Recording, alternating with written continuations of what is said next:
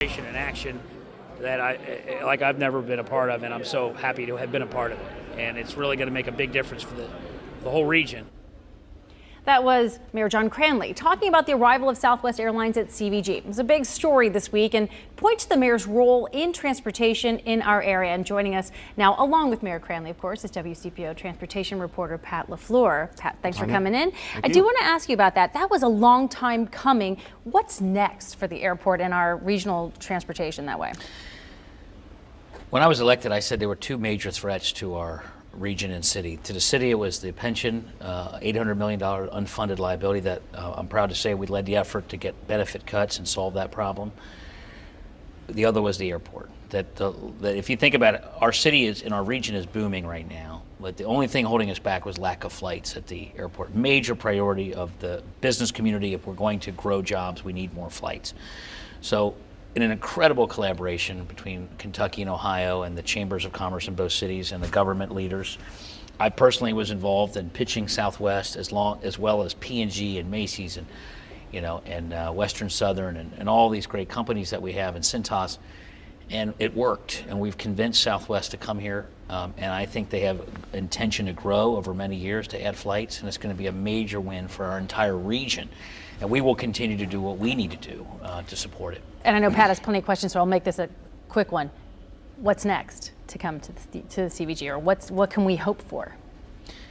Well, it's been a good week. Am I pushing it a little? We're pretty excited about Southwest. Okay, we'll just enjoy that. Let's enjoy that for a few days. But I do think that they obviously are starting off with 2 flights. I have every reason to believe, having been in conversations with them privately, that is the beginning of a lot of additional flights that will be added over many years. Okay.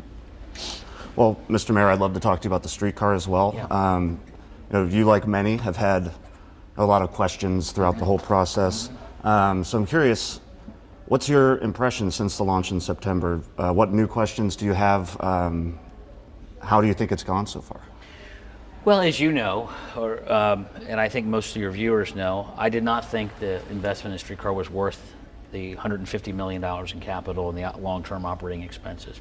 However, I was outvoted on that issue by City Council, and so we're committed to making it successful.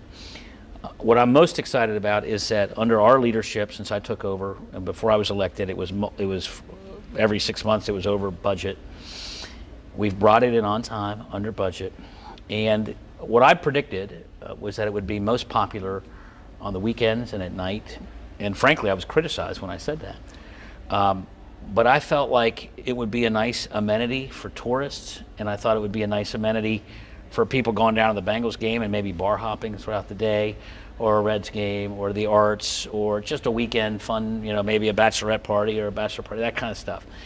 And that's proven to be the case, as I predicted, that the ridership is best on the weekends and at nights. And when we took over, the previous administration had planned to shut the thing down at 10 o'clock at night, and I thought that was a big mistake.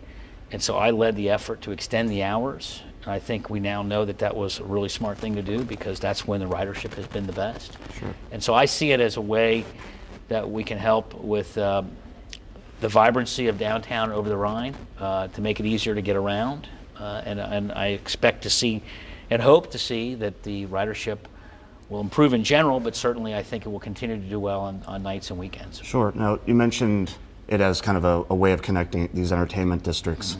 There are a lot who want to see it expanded up to the uptown areas surrounding the university and the hospitals. Do you see it as a potential job connector as well, beyond just a way to move around these entertainment districts? Well, we just spent $150 million of tax dollars on the Capitol, and we're still dealing with the operating budget. So I don't believe we can afford to spend another $250 million to go to Clifton. The only way to do that is either to raise property taxes, which I oppose, or to cut basic services in neighborhoods across the city. Are there federal funding opportunities that we're missing? Well, that was what we were promised the first time around, and we ended up paying for 2/3 of the capital cost. The federal dollars just didn't come through as promised. And so what I focus on is paving roads in neighborhoods that haven't seen their roads paved in a long time. So we've embarked on a 5-year plan to bring up the roads to better condition. We're only 1 year into a 5-year plan. It's very expensive, but it's unlike helping a few people with the streetcar, it helps all neighborhoods. And so that is my priority, is delivering tax dollars to all neighborhoods, not just to a few. All right, and unfortunately, we have so much more to talk about. Wish we could continue this conversation, but we're going to have to take a break. This Week in Cincinnati returns in just a minute.